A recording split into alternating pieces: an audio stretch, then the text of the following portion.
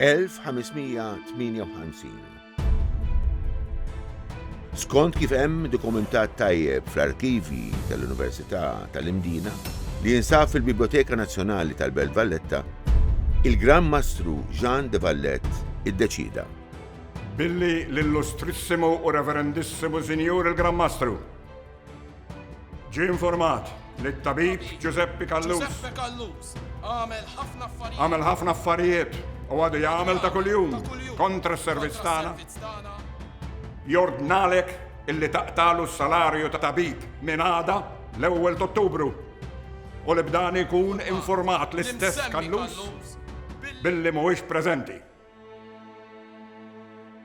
X'kienet tfisser din is-sentenza tant sempliċi u li tidher bla ebda importanza għal Giuseppe Matteo Callus? U għaliex l-Ordni u l-Gran Mastru Jean de Vallet iddeċida li jtemm is-salarju ta' dan it-tabib Malti li kien magħruf għal ġenerożità tiegħu li jagħti servizz tiegħu lill-fqar mingħajr ebda ħlas. Fuq kollox, min kien Giuseppe Callus?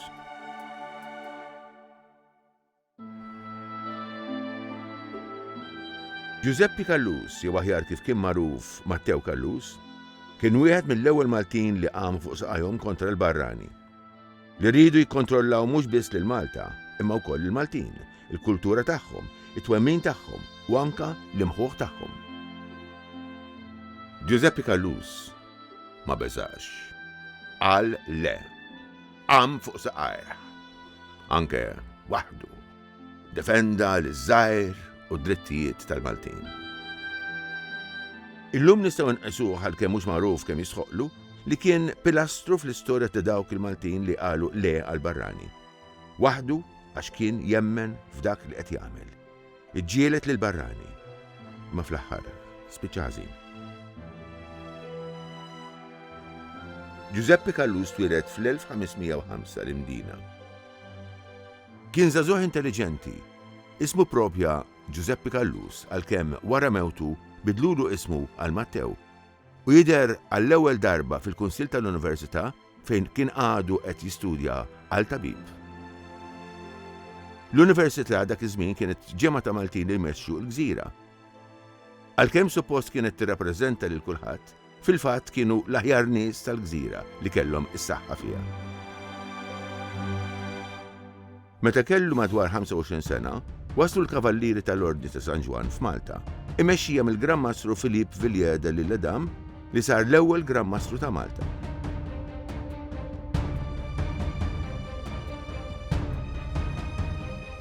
Callus kien ukoll ġej minn familja sinjura. Barra minn hekk kien ukoll negozjant. Ħadem barra minn Xtutnas, Għallija u anke Tunis u kien pionier anke fil-qasam mediku għal dak iż-żminijiet.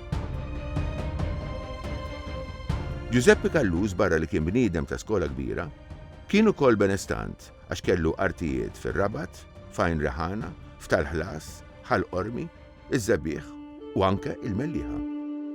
Kellu żewġ djar, it-tnejn l-Imdina fi triq Ingwanez, djar il-ġmiel tagħhom.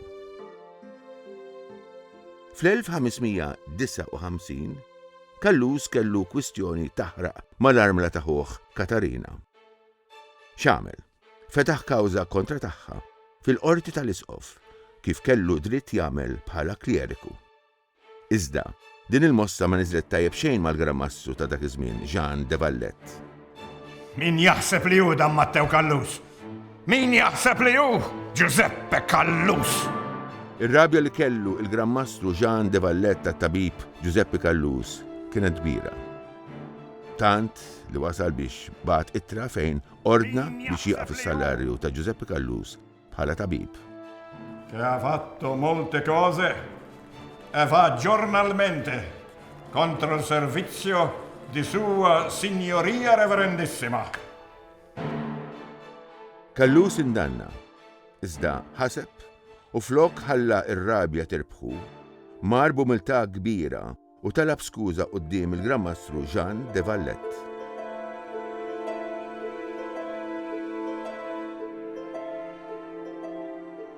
Għax Callus talab skuża, reġa' beda jaħdem ta' tabib. Mhux biss, iżda wkoll irċieva salarju bla retrati. Iżda bejn Lulju u Settembru tal-1560 reġa' nqala' inkwiet għaliex is-salarju tiegħu reġa' twaqqaf. Kien hemm raġuni serja għal dan. Giuseppe Callus kien jinteressa ruħu sew fil-politika għax kien kunsillier. Imma min-naħa l-oħra, il-Grammastru Jean de Vallet ma kienx importaħ mill-kunsillieri tal-Università. Iva l-Grammastru kellu pjanijiet oħra, differenti minn dawk tan-nobli Maltin. Anzi, pjanijiet li kienu ser jurtaw lil Maltin. U hawn fejn Giuseppe Callus beda joqmos. Aħna għandna l-karta tar-Re Alfonso.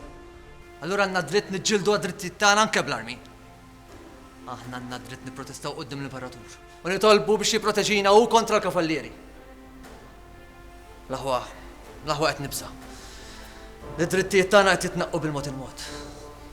Dawn li daħlulna bil-ħlewwa u l-ġentilezza issa qed juru snienu. Allura aħna rridu nuru sinsarfu.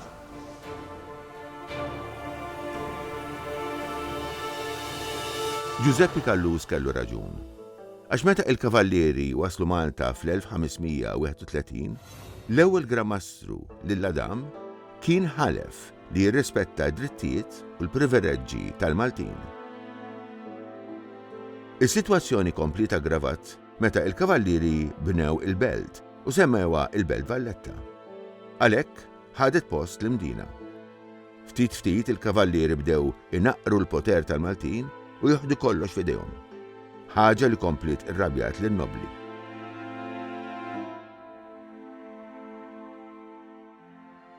Fis-sena 1543, is-sitwazzjoni kienet aggravat ruħha sew u kien deċiż li tintbagħat delegazzjoni għand il-Grammastru biex tipprotesta. Biex imexxi din id-delegazzjoni, intażel propju Giuseppe Callus. Hawn Giuseppe ħassu gburi, rebbieħ u b'qalbu mimlija li bis-saħħa tiegħu l-affarijiet kienu se jerġgħu jiġu għan-normal. Ma dan x'ħaseb Callus. Għax fil-fatt l-affarijiet kienu differenti sew. Tibżawx tiffirmaw. Iffirmaw għax ħan nispiċċaw ma nistgħu nagħmlu xejn magħhom. Fl-1560, Giuseppe Callus kien għamel petizzjoni fejn ħafna iffirmaw biex juru r-rabja tagħhom lejn kif l-Ordni ta' San Ġwan qed jabbuża mid-drittijiet tal-Maltin. Iżda din l-ittra jew petizzjoni ma waslitx għand min kellha tasal, jiġifieri ir-Re. Iżda minflok b'xi mod waslet għand l-ispjuni tal-kavallieri. Il-Grammastru de Vallet żgur ma kien se jaċċetta din il-konfoffa għax hekk kien qiegħed iqisha. Li ma kienx jaf Callus x'kien hemm moħħ lesta. Il-Grammastru de Vallet ma baqax iħares lejn Giuseppe Callus bħala bniedem li jista' jafdah.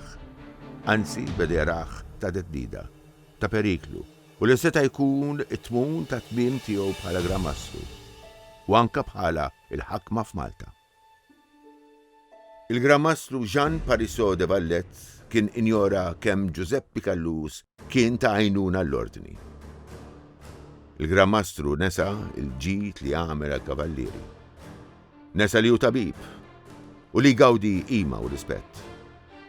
F'moħħu kellu biss ħsieb wieħed.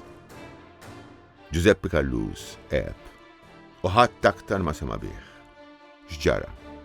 Mhux magħruf jekk għall-qoħx jew le. Jew fejn hu mitfun. Ju żguru li Giuseppe Callus ma der imkien aktar. Kien lest li jmut għal pajjiżu kif il-fatt ġara. De Vallet ħadd titlu ta' eroj waqt li Giuseppe Callus intesa' fil-penombra tal-istorja Maltija.